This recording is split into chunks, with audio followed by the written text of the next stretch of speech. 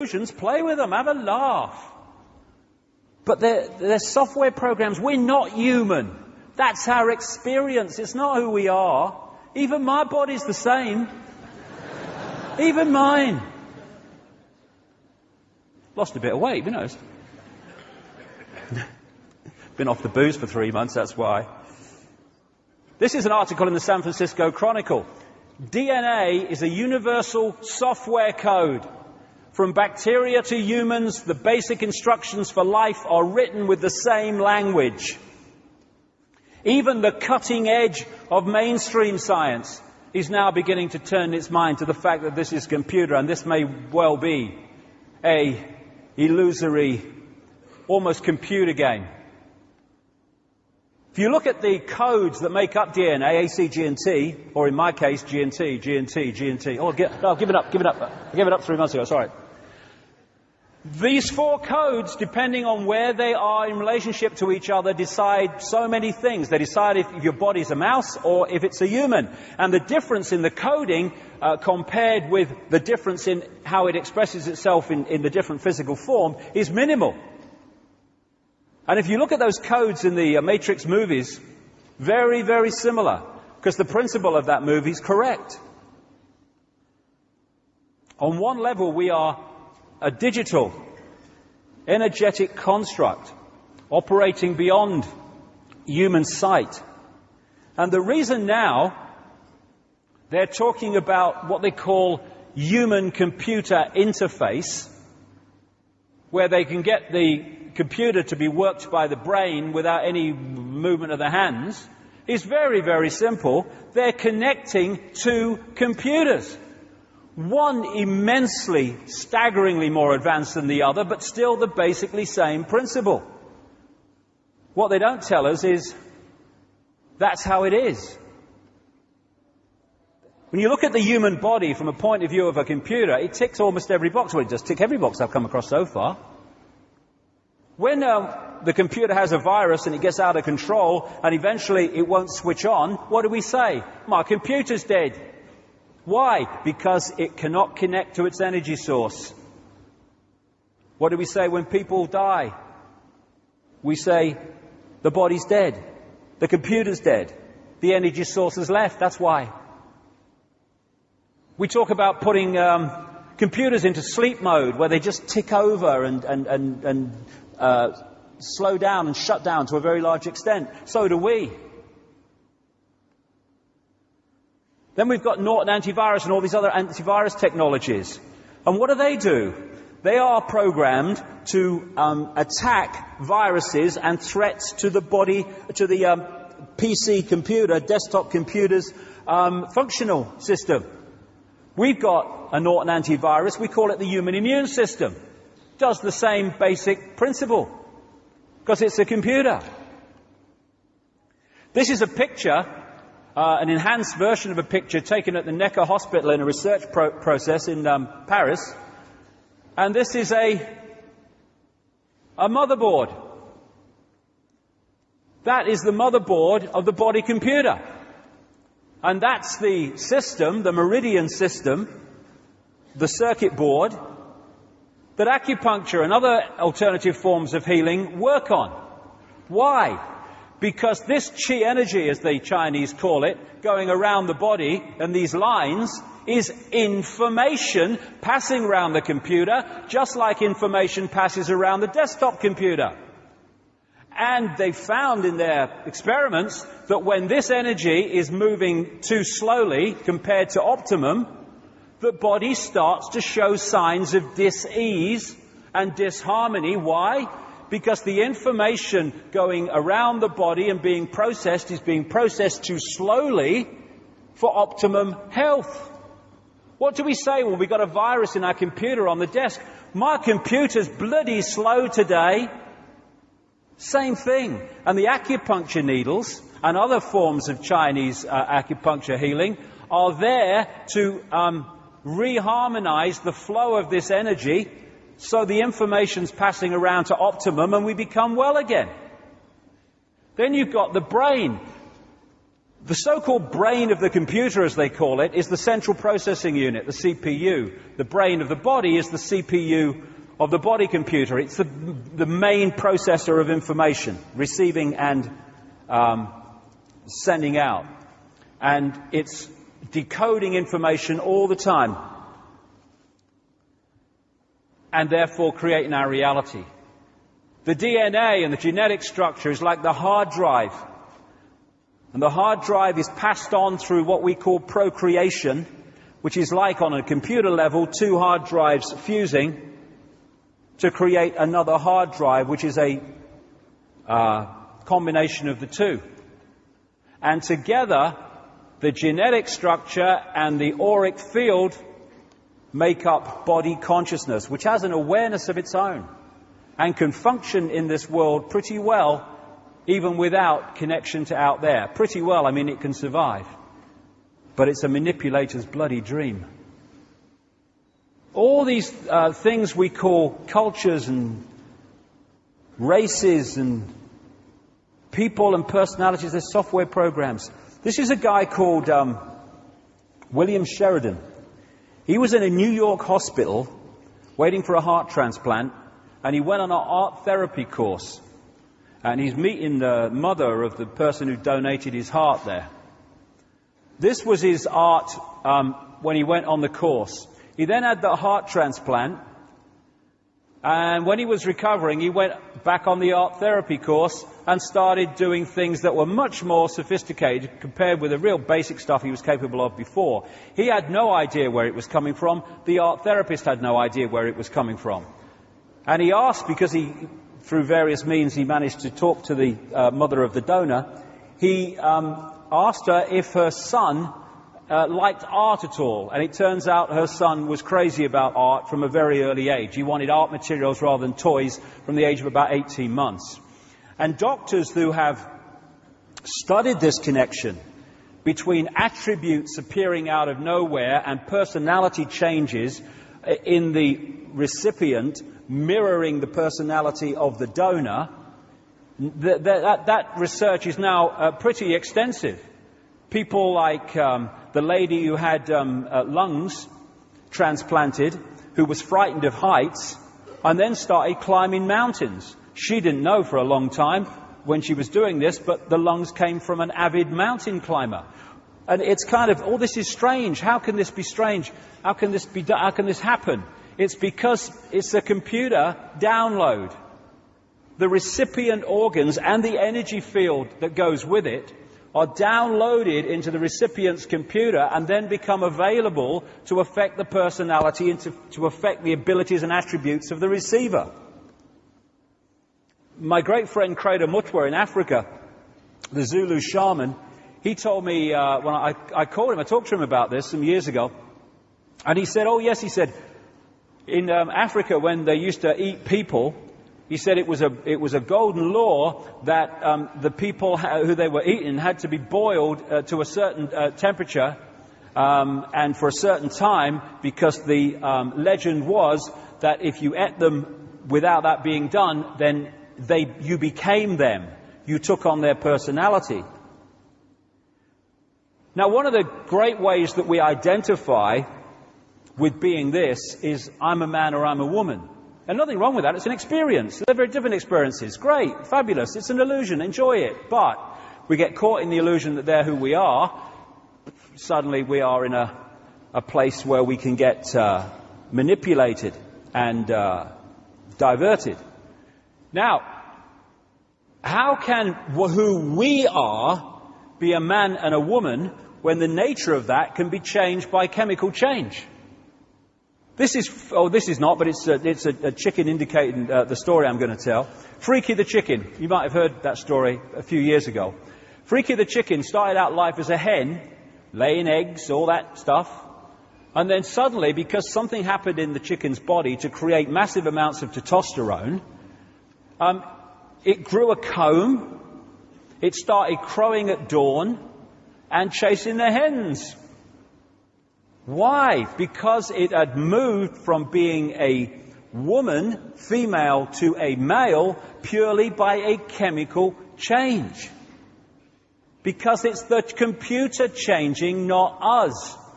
I got this from BBC News recently. Scientists have been able to take control of flies' brains to make females behave just like males.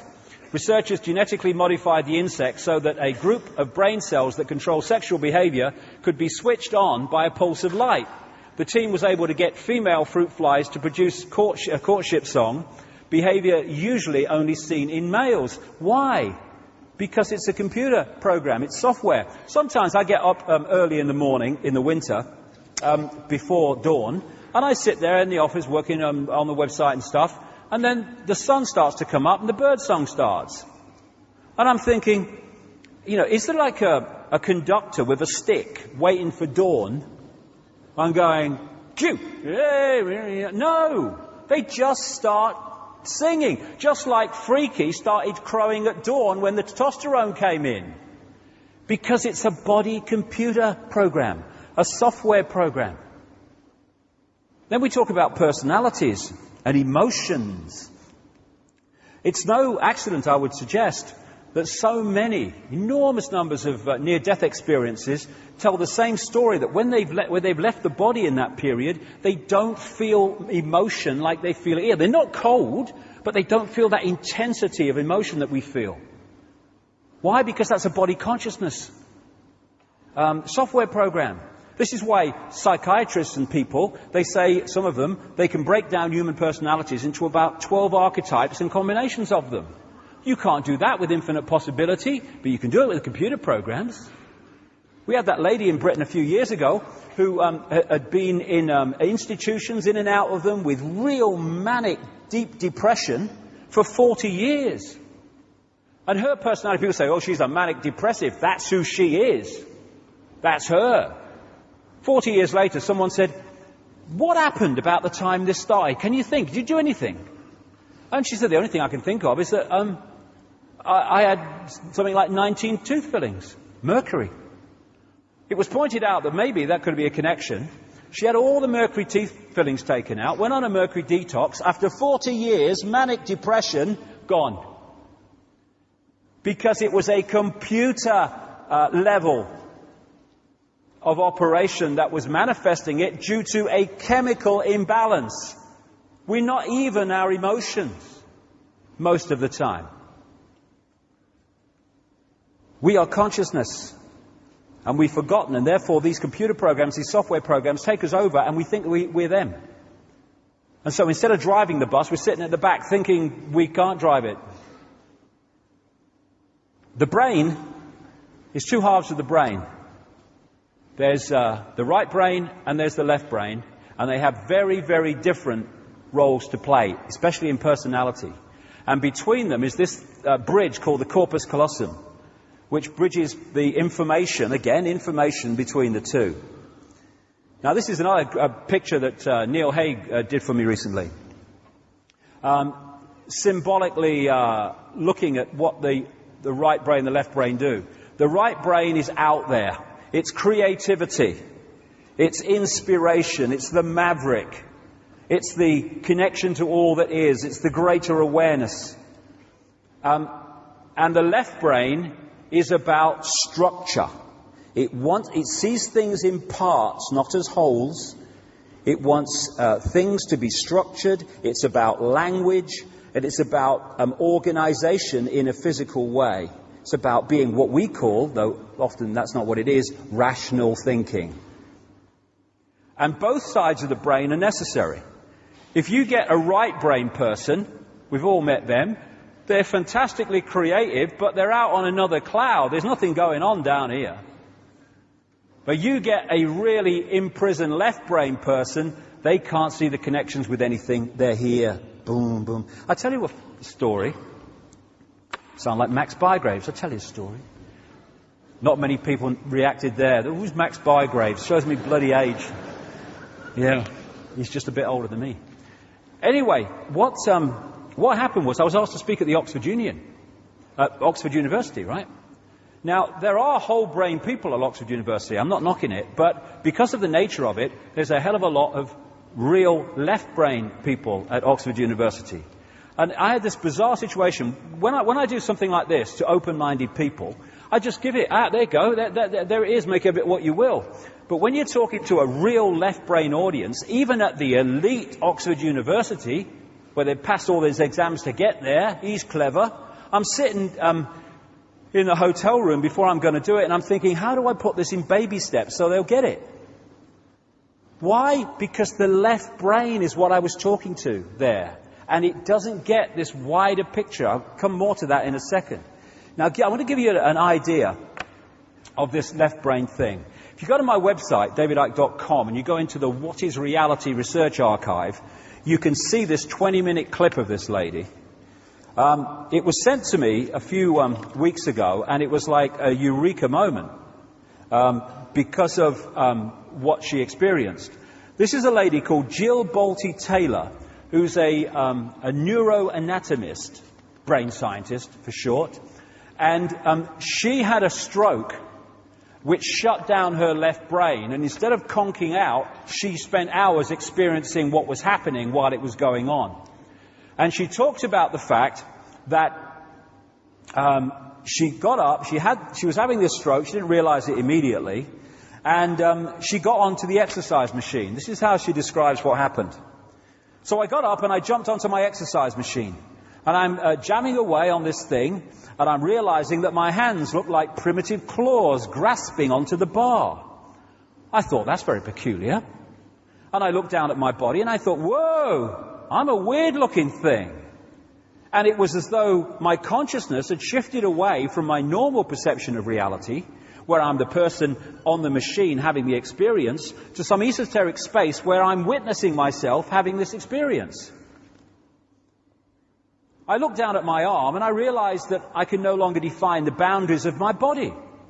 I can't define where I begin and where I end, because the atoms and the molecules of my arm blended with the atoms and molecules of the wall. And all I could detect was energy. And I'm asking myself, what's wrong with me? What's going on? And in that moment, my brain chatter, my left hemisphere brain chatter went totally silent. Just like someone took a remote control and pushed the mute button, and total silence. And at first I was shocked to find myself inside a silent mind, but then I was immediately captivated by the magnificence of the energy around me. And because I could no longer identify the boundaries of my body, I felt enormous and expansive. I felt at one with all the energy that was, and it was beautiful there. Then all of a sudden, my left hemisphere comes back online and says to me, hey, we've got a problem, we've got to get some help. So it's like, okay, I've got a problem. But then I immediately drifted back out into the consciousness, and I affectionately referred to this space as La La Land. But it was beautiful there. Imagine what it would be like to be totally disconnected from your brain chatter that connects you to the external world. So I'm here in this space, and any stress related to my job, it was gone. Again, stress, body consciousness. And I felt lighter in my body. And I imagine all of the relationships in the external world and the many stresses related to any of those, they were gone. I felt a sense of peacefulness. And imagine what it would be like to lose 37 years of emotional baggage. I felt euphoria. Euphoria was beautiful. And then my left hemisphere comes back online and it says, hey, you've got to pay attention, you've got to get help. And I'm thinking, I've got to get help, I've got to focus. So I've got to get help, I've got to call work. I couldn't remember the number at work, so I remembered in my office I had a business card with my number on it. So I go to my business room, I pull out a 3-inch stack of business cards. And I'm looking at the card on top, and even though I could see clearly in my mind's eye what my business card looked like, I couldn't tell if this was my card or not, because all I could see was pixels. And the pixels of the words blended with the pixels of the background and the pixels of the symbols, and I just couldn't tell. And I would wait for what I call a wave of clarity. And in that moment, I would be able to reattach to normal reality. And I could tell, that's not my card, that's not my card, that's not my card. It took me 45 minutes to get 1 inch inside of that stack of cards. In the meantime, for 45 minutes, the hemorrhage is getting bigger in my left hemisphere. I do not understand numbers, I do not understand the telephone, but it's the only plan I have. So I take the phone pad and I put it right there, right here. I take the business card and I put it right here, and I'm matching the shape of the squiggles on the card to the shape of the squiggles on the phone pad. Eventually the whole number gets dialed and I'm listening to the phone. And my colleague picks up the phone and he says to me, "Whoa, whoa, whoa, whoa, whoa." And I think to myself, oh my gosh, he sounds like a golden retriever. And so I say to him, clear in my mind, I say to him, "This is Jill, I need help." And what comes out of my voice is, "Whoa, whoa, whoa, whoa, whoa." And I'm thinking, oh my gosh, I sound like a golden retriever.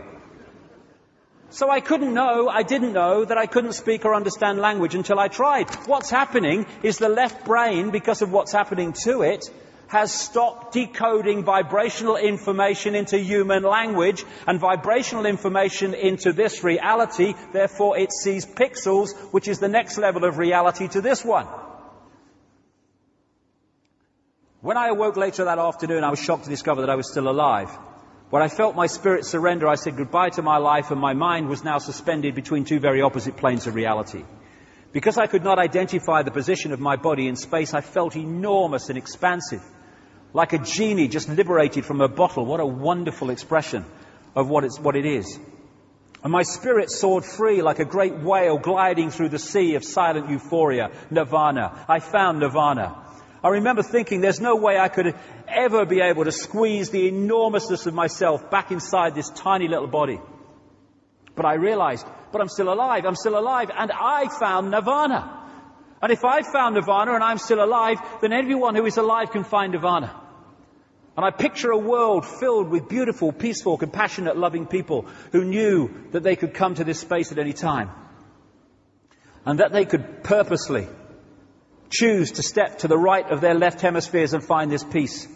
And then I realized what a tremendous gift this experience could be, and what an insight this could be in how to live our lives. And it motivated my recovery. So who are we? We are the life force of the universe, with manual dexterity and two cognitive minds. And we have the power to choose moment by moment who and how we want to be in this world, right here and now. I can step into the consciousness of my right hemisphere where I am the life force power of the universe and the life force power of the 50 trillion beautiful molecular genuses that make up my form.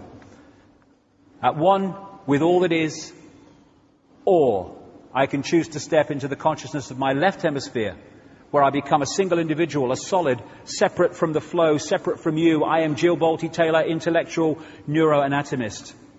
These are the we inside of me. Which would you choose? Which do you choose, and when?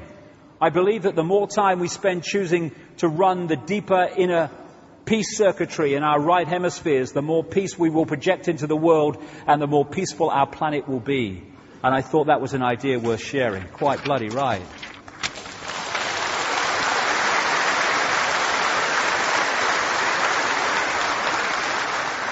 And that is someone experiencing what I'm saying here, that we are decoders of information, and this is an illusion. It is a decoded holographic illusion. And this bridge, the corpus callosum, is a target for those that manipulate us big time.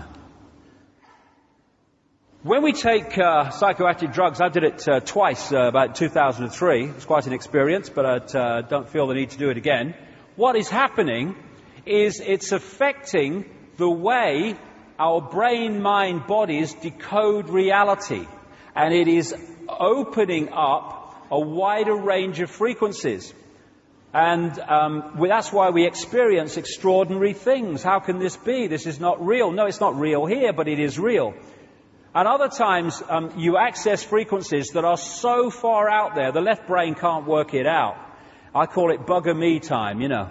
Bugger this, I can't work this out.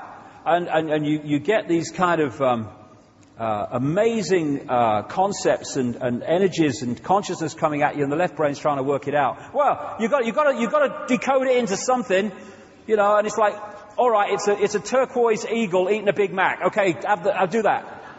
And then you go, hey man, I had an incredible trip last night. I saw this big turquoise eagle. It was eating a Big Mac, you know. No, that was bugger me time. It couldn't work it out, mate, what was going on. And this is the target. The left brain. The soldiers on the door.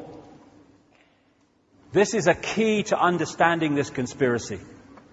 The whole of society is structured to turn people into left-brain prisoners who experience reality through that version of perception. Apartness, division, I am Charlie Smith. I must jump over everybody. To succeed, I must be a success. People must say you're successful. That's my identity, that's my sense of self. And so what they do, look at the system. If you want to progress within the system, this left-brain society we live in, then you have to be very, very good at passing exams. You go to school, you pass exams. And what are you doing in exams? You're taking information given to you, you're putting it in the left brain, you're holding it, you're regurgitating it out on an exam paper by telling the system what it's told you to believe. If you're very good at that, you go to university. If you're really good at that, you go to Oxford University or Cambridge or Yale or somewhere. Unless you've got a few quid, in which case you go anyway like George Bush. Anyway.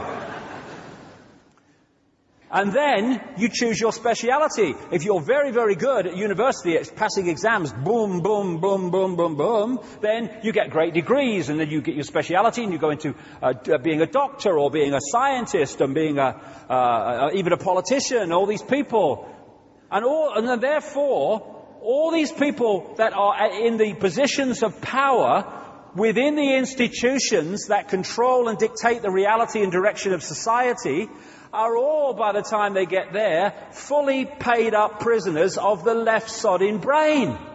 That's why scientists can't get it, most of the mainstream ones, because they're so in ear.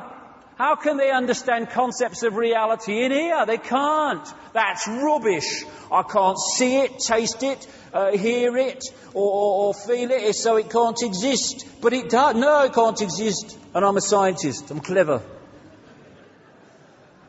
And so, if you look at society, you'll see more as the months go on. You are looking at a society designed to put the centuries across the entrance to that. So this doesn't talk to itself, and they don't become whole-brain people. We become prisoners, and that prison is the prison of the left brain. That's what it is, essentially. René Descartes, the French philosopher and mathematician, said this about finding a way to express self-identity. I think, therefore I am.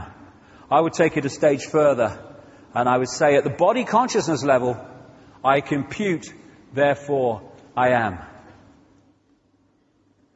What we've been subjected to is mass hypnosis. Mass hypnosis, just like the stage hypnotist and the stooges on the stage, where the hypnotist puts into the stooge a programmed version of reality, a belief in reality. And then what happens is that belief edits reality to fit the belief.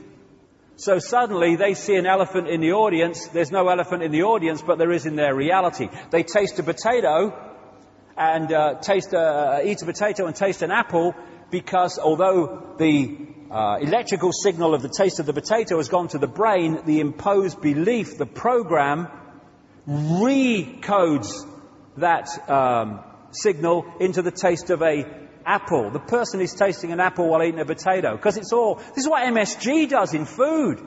They call it a flavor enhancer. What is it? It tricks the brain to decode more taste than is actually in the food. That's what it is.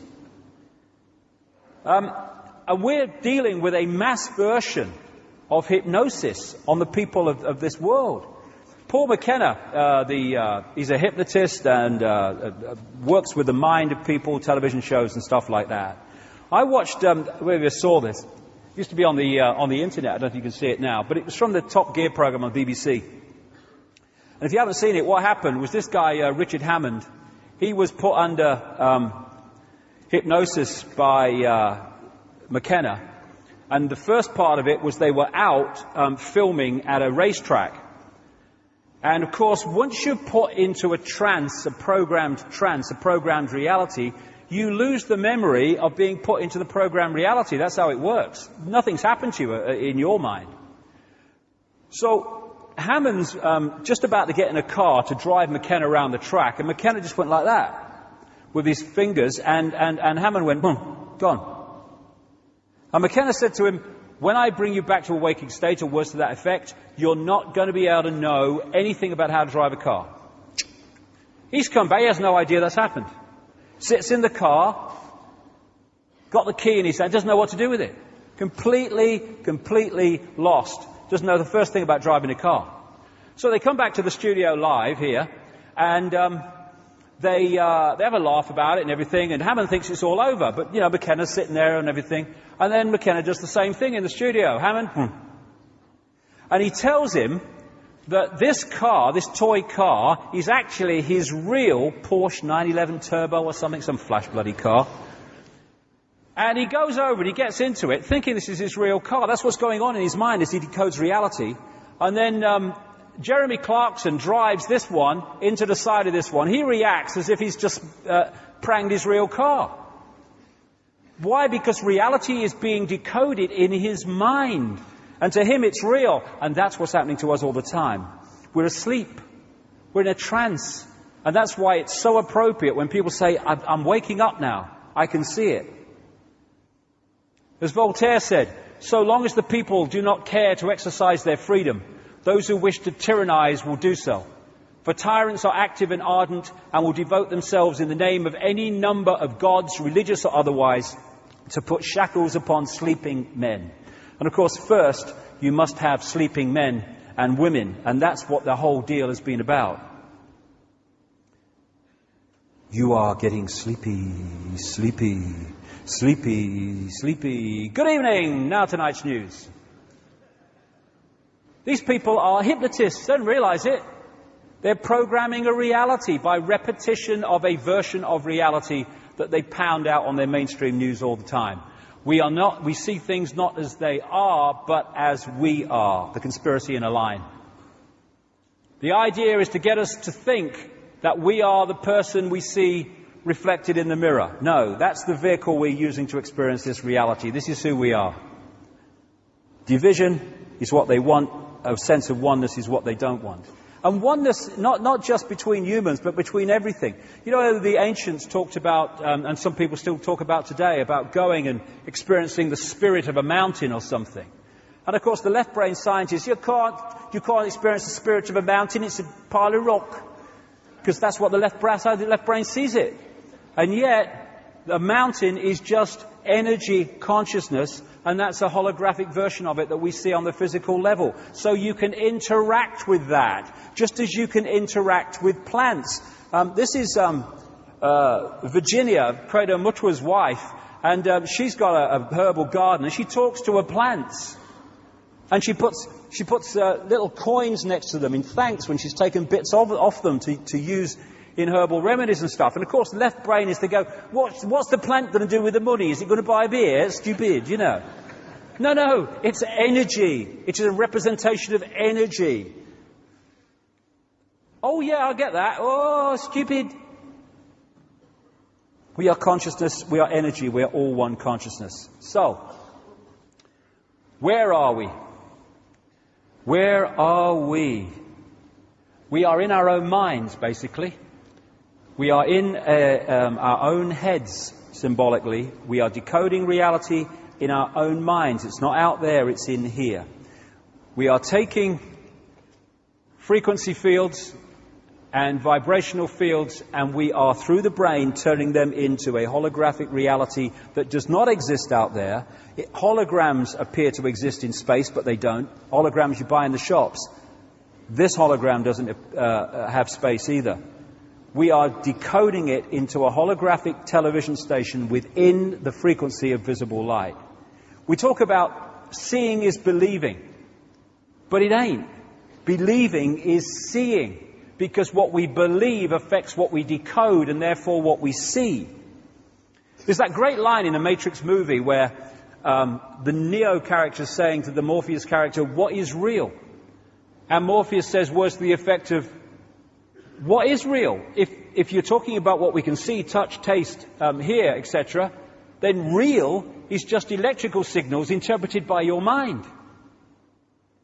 That's absolutely what we're doing, because the five senses decode vibrational frequencies and then send those signals to the brain, and it's the brain that decodes them into the reality we think we're experiencing. So hypnotists can manipulate reality in their various forms. The visual cortex areas of the brain do it in relationship to the eyes. What we think is out there actually exists, symbolically anyway, in our head. As the neurons fire in a certain sequence, they create reality based on our belief. Now, if we've got open minds, we can be decoding vast, vast realities and be multidimensional in our perception and awareness. We can be in this world physically, but not of this world in terms of our point of perception. Therefore, we're going to see the world in a completely different way to those stuck in left brain consciousness. Or we can get caught in the eggshells, in which case we are decoding a very small band of frequencies, which makes us think we live in a world of limitation. We exist as an energy construct. These are the vortex points, the colours here, call them chakras, wheels of light in the Sanskrit language. The vortex points in the body. When this goes through the decoding process, it becomes the holographic image we see as a human being. But we only exist in this form when we've been through that decoding process. In this book, The Holographic Universe, great book where he pulls together, Michael Talbot, the scientific information supporting the idea that this is all a great hologram. He tells a story in here which is so brilliant. That's why I do tell it quite often, because it's so symbolic of what I'm talking about. He attended a party which his father had, and he had a state hypnotist along to do party tricks for the guests. There came a point where the hypnotist is dealing with this guy called Tom, and he said to him, he's doing through the tricks, and then he said to him, when I bring you back to a waking state, you're not going to be able to see your daughter in the room. At which point the hypnotist led the daughter to stand right in front of the father who's looking in her belly.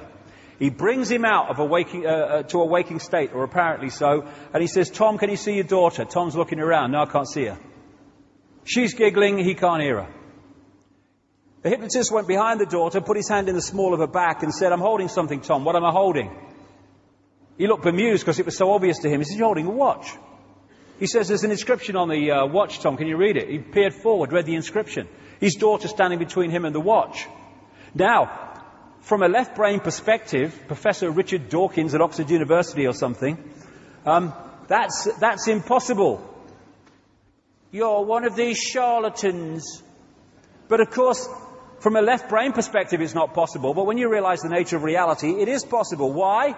Because his daughter is an energetic construct on that level, and unless her father decodes her energetic field into a holographic representation he sees as his daughter, she ain't going to exist in his reality. Everything else in the room is, because he's doing that to everything else. But the hypnotist has implanted into the brain the belief that the daughter is not in the room. So just like in China, where they firewall off the internet, his brain gets firewalled off from decoding that field. So she doesn't come into holographic reality. She doesn't occupy what we call space. He's going to be able to see what's behind her, because in his reality she ain't there on that frequency range we call the physical world. We think the world is physical. Let's come to that physical. Oh, it's so solid. Oh yeah, walk into a wall, bang, it's solid. Don't tell me it ain't solid. But it can't be. It can't be, because it's made of atoms, scientists tell us. And atoms have no solidity. How can an atom that has no solidity make up this solid world? It can't. And it doesn't, because the world isn't solid. This is why when scientists have this bewildered conundrum between non-physical atoms making up a physical world, how can it be? Well, I can help them out. There is no physical world to make up. The atoms are part of the decoding process of turning vibrational fields and vibrational information into holographic form in our heads or in our minds. We make holograms, of course, in studios like this one. And for those who haven't come across it, what happens is you've got an object that you want to do a holographic photograph of. You have a laser beam. Part of it is diverted across the object you want to photograph. Part of the beam is taken away and hits this photographic film, where it meets the other part of the beam carrying the vibrational information of the image. It's like two waves in water coming and colliding. When you have, they call it an interference pattern in holographic terms. When you throw two pebbles in a pond, where the waves they make collide is a vibrational representation of those two stones, their weight, their size, and where they dropped in relationship to each other. And that's the same principle as holographic film. It looks like fingerprints and stuff. It seems to have no form, no clarity, but you then fire a laser beam at this and bingo. An apparently three-dimensional image of what's been photographed appears before your eyes, appearing to occupy space, but not. These are all holograms. Some of them, the best ones, can look as solid as you and me. These are all holograms. With no space, no 3D, just the appearance of it. There's the Queen, holographic photograph of the Queen. Very appropriate when we get to the second half. Queen's a lizard. You're mad.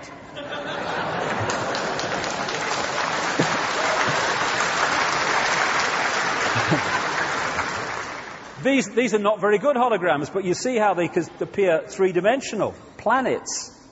You know, we can have three-dimensional things now on computer games. And that's what we're doing. Taking vibrational information and decoding it into a holographic world that appears to be out there, but isn't. So, in a decoded state, this is what the world looks like. In an undecoded state, they are energetic vibrational fields. This reality has a number of levels, the coded and decoded levels. So we're living in a virtual reality game, basically, of great sophistication. And when we know that, we can enjoy it. When we don't know that, we can become enslaved by it, and we have been. And scientists, it's funny you see, because these scientists, left-brainers, there are now some real cutting-edge mainstream scientists in some parts of the world who've opened up the right brain, and they're very impressive people. But and they're starting to get this now. But the left-brainers, I mean, it's like, you know in the pantomimes where someone's standing on the stage and someone, like a monster or something, comes behind them, and the audience is going, "He's behind you!" And they turn round, and the other person turns round with them, and they're going, "There's nobody there. He's behind." It's like that with science, because they're trying to work out these realities, but of course, as they're trying to work it out, their brain is decoding it into a holographic, apparently solid world. But they can't get at it, because everything they touch, everything they look at, boom, it's hologram, boom, it's hologram, it's solid, it's real. So this is why scientists have to open their consciousness if they're going to get to the deep levels that we're talking about today. The other great characteristic of a hologram is that every part of the hologram contains a smaller version of the whole. Extraordinary characteristic. So if you cut a holographic print, those wavy frequency fields, the interference pattern, into four, and you fire a laser at the four pieces, you don't get a quarter-size part of the whole picture. You get a quarter-size version of the whole picture. Everything is a smaller version of the whole. And that is why this works, and what it's based on, if people started to realize it. Things like reflexology and acupuncture and these other alternative forms of healing, They can find parts of the body, this is reflexology, acupuncture is the same, that reflect in different parts of the body, the bigger parts of the body, so they can treat the heart from a point on the foot or the hand. Different parts of the ear, you can treat different parts of the body from a point on the ear. Of course you can. It has to be like that because the body is a hologram, and so the ear is a smaller version of the whole in the way it works. We have this thing, this line that people say, oh, everything's as above, so below. Yes, because it's a hologram. So, this is why the human energy field is mirrored by the Earth's energy field, because it's a hologram. And every part of the whole, at all the different levels, is a smaller version of the whole. What we are living in is a holographic internet, as I call it. If you look at what we call the internet, which we use on our computers, the only place the internet exists in the form that we perceive the internet, websites and graphics and colors and texts, is on the computer screen. It's the only place it exists in that form. Everywhere else, it's electrical circuits, mathematics, on-off electrical signals, all the rest of it. Same with television. The only place that television exists as we perceive it is on the screen. Everywhere else, it's frequency fields, mathematics, and electrical systems.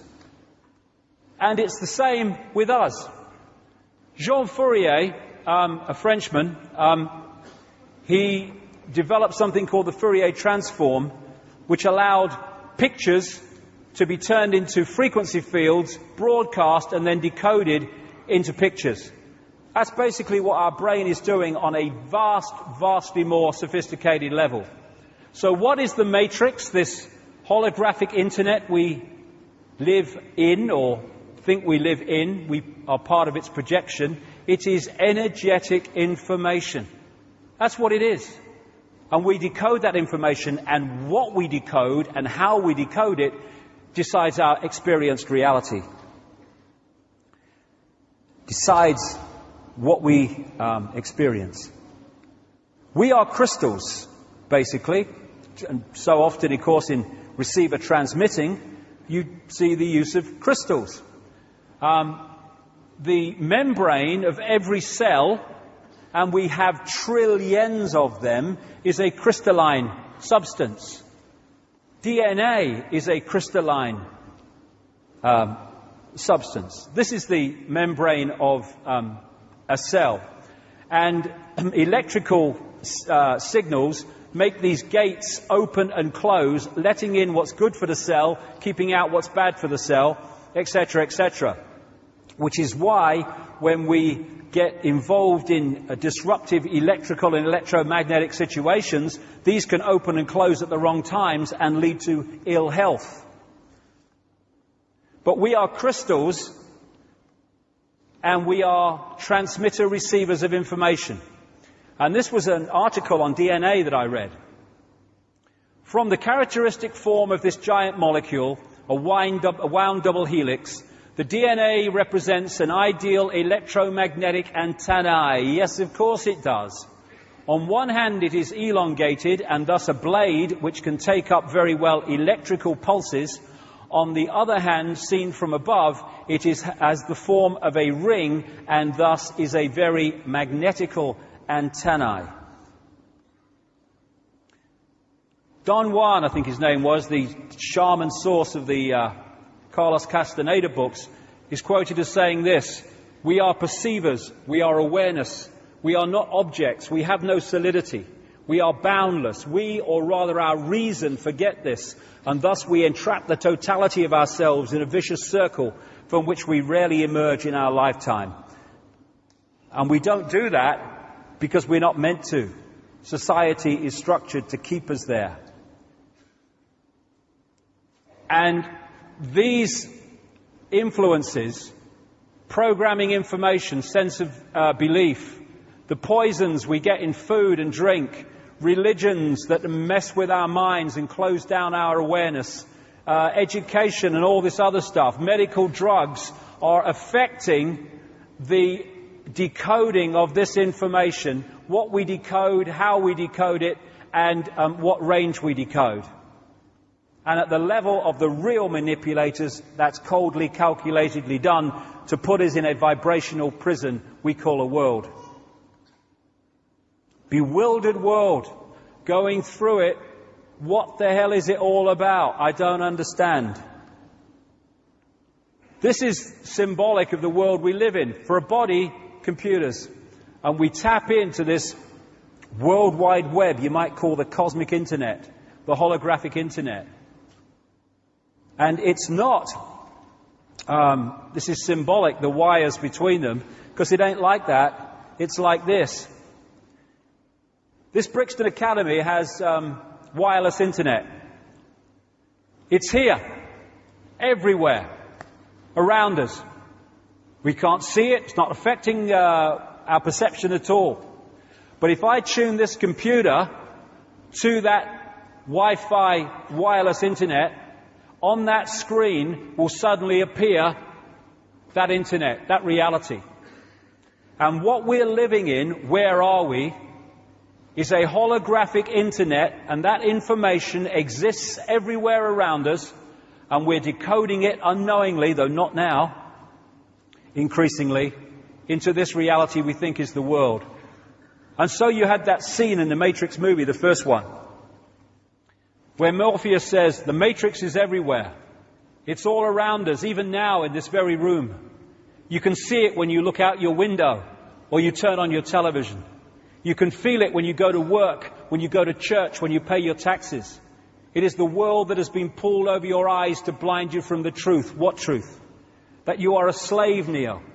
Like everyone else, you were born into bondage, born into a prison that you cannot smell, taste, or touch. A prison for your mind.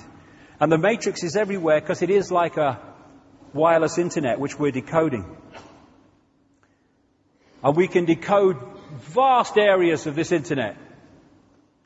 Or, as they do in China, that internet can be firewalled off so we only access that which suits those in control.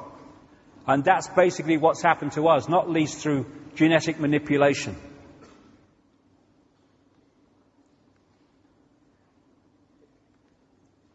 So what is reality? It's the frequency range that we are decoding, and it's how we are decoding it. So when you got miracles, there are no miracles.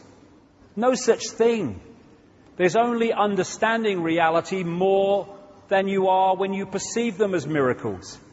How can it be that you can walk through fire in a certain state of consciousness and not get burned, and you can walk through fire in another state of consciousness and be in the ambulance in 10 minutes? It's simply your connection, your interaction with reality is different. If you believe, and it's programmed into the software, that if you put your hand in fire it will burn, it will burn. But if you can go to another level of consciousness that's beyond that, then you can walk through fire and not get burned, as many people do. That's not a miracle. It's just decoding reality in a different way. And we have the potential to decode a sodden paradise, which is why this has been kept from us. In the Matrix movie, there is no spoon. It is not the spoon that bends, it is only yourself, exactly. I saw this. Where there is love, there is pain. Bollocks. Bollocks. Only if you believe there is. We are looking at a world of people imprisoned by their own perception of reality. There they are. There they could be. As William Blake said, if the doors of perception were cleansed, everything would appear to man and woman as it is, infinite. I think, therefore I am, said Descartes. I compute, therefore I am. on a body consciousness level. I am, therefore I am, in terms of infinite consciousness. That's who we are.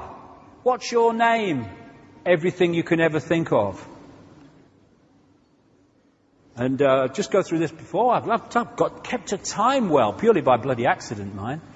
On one level, as I said earlier, this is a mathematical construct. This is one reason why things like numerology and numerological sequences are found all the time in secret society lore and stuff.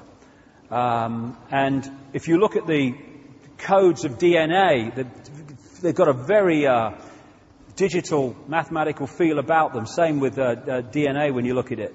We are digital on one level. The Earth grid, as above, so below.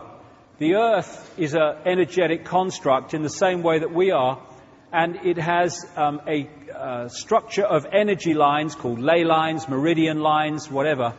And these are very geometrical in the way that they are laid out. Again, mathematics, geometry. And algebra, I like it, yeah. The Earth grid equals x, y squared. And xy squared, where did that come from? I don't know. Anyway, so here's the grid, and the lines are geometrical. And what a lot of people have now, who've researched ancient structures and temples and standing stones and what have you, they found that they are amazingly, stands back in amazement, in geometrical relationship to each other all over the world. How did they do that? Miraculous? No.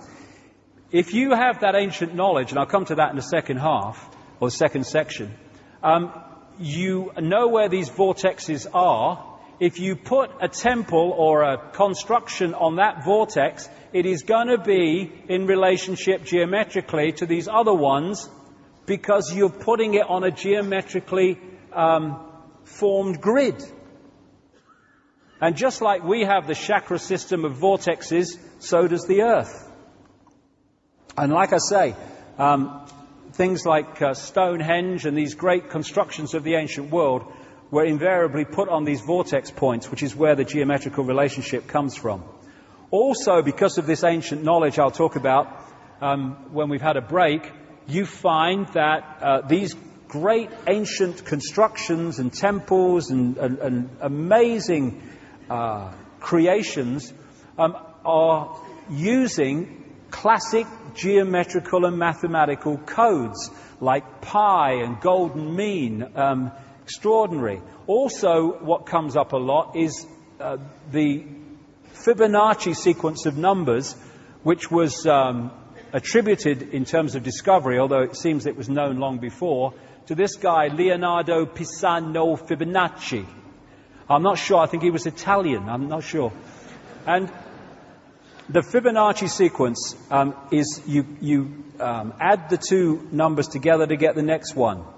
And this sequence you find throughout nature and throughout the formation and the relationships of parts of the human body and the human face.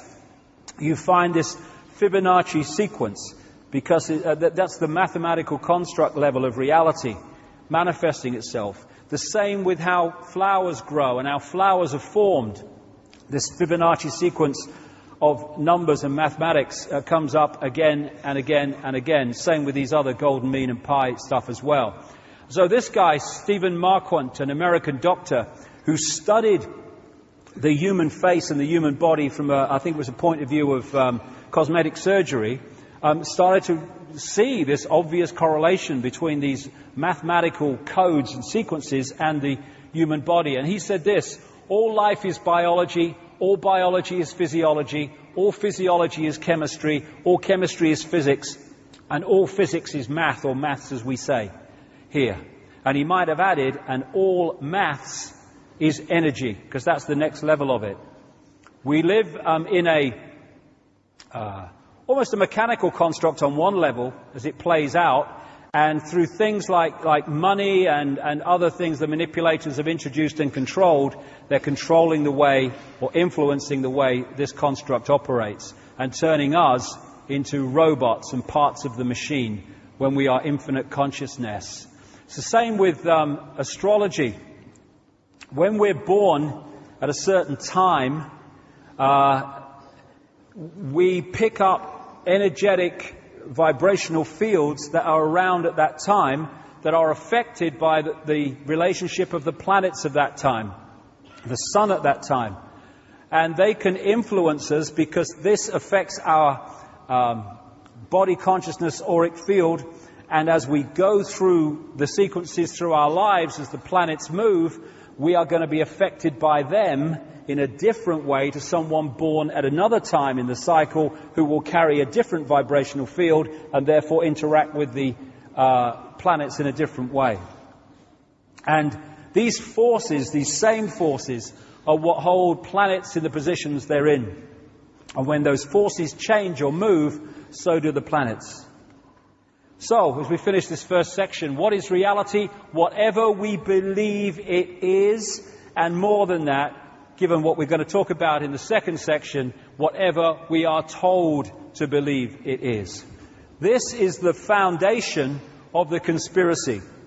And I've started with this because from that, as we move through the day, the way society is structured and the way that the whole system that we experience every day works starts to make dramatically more sense once we realize what we're dealing with, and also have the knowledge that those in the shadows, not the bushes and people like that, the ones with the real power, they understand all this, and they've structured society with that knowledge to control us through this knowledge. So the world is not controlled by men in dark suits sitting round a table. It's massively influenced by them because they're playing out this conspiracy. They're not the origins of it. This is where a lot of conspiracy researchers go so far and stop. They think this is it. It's the Bilderberg Group. It's the Council on Foreign Relations. It's the Freemasons. No. This is one level of it being played out. Behind that are the shadow people, the human shadow people, who operate behind the scenes, who control those people who are apparently in power and appear on the news and sign the legislation, but the real power's here. And they, in turn, are controlled by the other dimensional shadow people, which I'll get to big time in the second section. So, this is it. This is what it is. Tick-tock, tick-tock, tick-tock. It is a mind game. And that's great news, because we, with this knowledge and with the knowledge of who we are, the dramatic, infinite genius of who we are, can take that power back. Thank you very much. 30 minutes.